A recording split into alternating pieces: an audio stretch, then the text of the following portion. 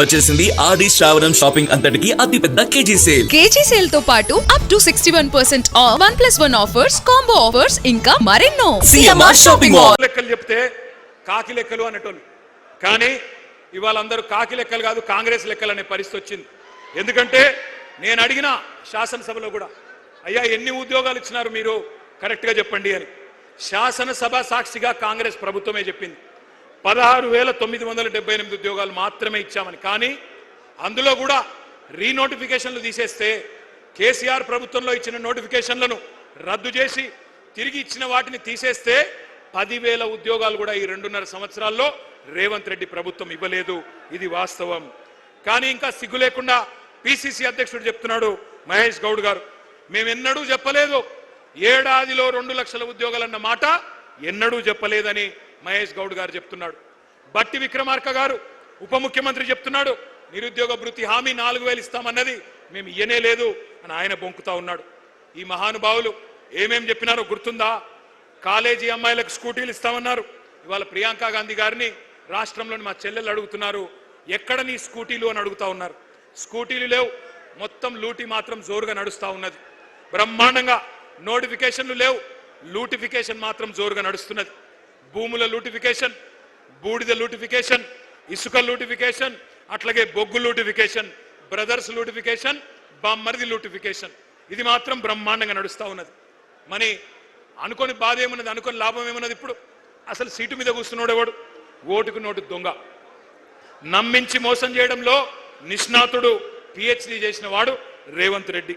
అప్పుడు ఓటుకు నోటు, ఇప్పుడు ఓటేసినోడికి వెన్నుపోటు, గోల్మాల్ తిప్పి పోలింగ్ బూతులలో మీతో ఆ రోజు ప్రచారం చేయించుకొని ఇవాళ మీరు మాట్లాడుతుంటే బూతులు తిడతా ఉన్నాడు.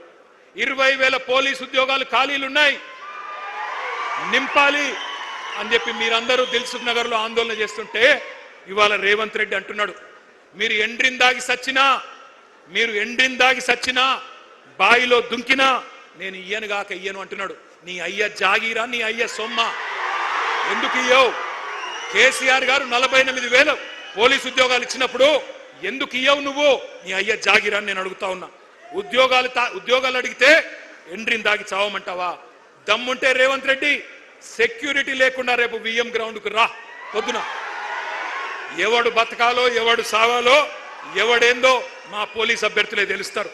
నేను అడుగుతా ఉన్నా ఇంకొక మాట, వాళ్ళ మీరు మాత్రమే కాదు, టీవీలలో, పేపర్లలో, సోషల్ మీడియాలో, మరి ఇవాళ ఈ సభ మీరు మాట్లాడిన మాటలు విన్న తల్లిదండ్రులను కూడా నేను అడుగుతా ఉన్నా, ఈ విద్యార్థుల తల్లిదండ్రులు, ఈ నిరుద్యోగుల తల్లిదండ్రులను నేను అడుగుతా ఉన్నా, ఎవరికి ఓటేసినామో, ఎవరిని ఎన్నుకున్నామో ఇప్పటికన్నా మీకు అర్థమైందని నేను అనుకుంటా ఉన్నా.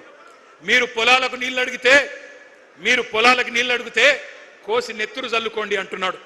మీ బిడ్డలు కొలువులు అడిగితే ఎండ్రిని దాగండి, బాయిలో దుంకండి అంటున్నాడు. ఎట్లాంటి ఉన్మాద పార్టీకి, ఎంత కావురం, ఎంత అహంకారం తలకెక్కిన దుర్మార్గుడికి మీరు ఓట్లేసినారో ఈ పాటికన్నా మీకు అర్థమైందని నేను అనుకుంటా ఉన్నా. గ్రూప్ 1 మెయిన్స్ కోసం 1:100 పిలుస్తా అని చెప్పిండ్రు. పిలువురా నాయన అంటే మరి మళ్ళీ తలకు మాసిన సన్నాసులు అని తిడతాడు. గ్రూప్ 2 ఉద్యోగాలు 2,000కు పెంచరా నాయన, నువ్వే చెప్పినావంటే పెయిడ్ ఆర్టిస్టులు అంటాడు, లాగుల తొండలు ఇడిచి పెడతా అంటాడు, శంకినీలను తిడతాడు.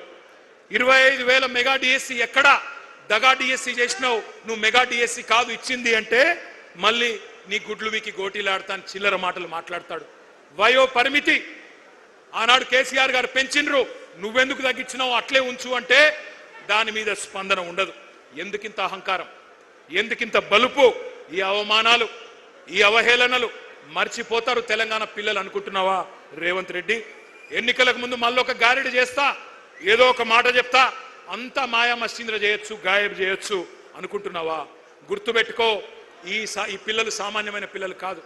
యూనివర్సిటీలలో, కాలేజీలలో జార్జ్ రెడ్డి ఆ రోజు చెప్పిండు, ఏమన్నాడు అన్నాడు, జీనా హేతో మర్నా సీఖో, కదం కదం పే జీనా హేతో, గట్టిగా నాల, జీనా హేతో కదం కదం పే, జీనా హేతో మర్నా సీఖో, కదం కదం పే లడ్నా సీఖో అని యూనివర్సిటీ గోడల మీద పోరాట నినాదాలు రాసుకొని జార్జ్ రెడ్డి స్ఫూర్తిగా ఆత్మాభిమానాన్ని అణువున నింపుకున్న మా తమ్ముళ్ళు, మా తెలంగాణ తమ్ముళ్ళు వీళ్ళంతా.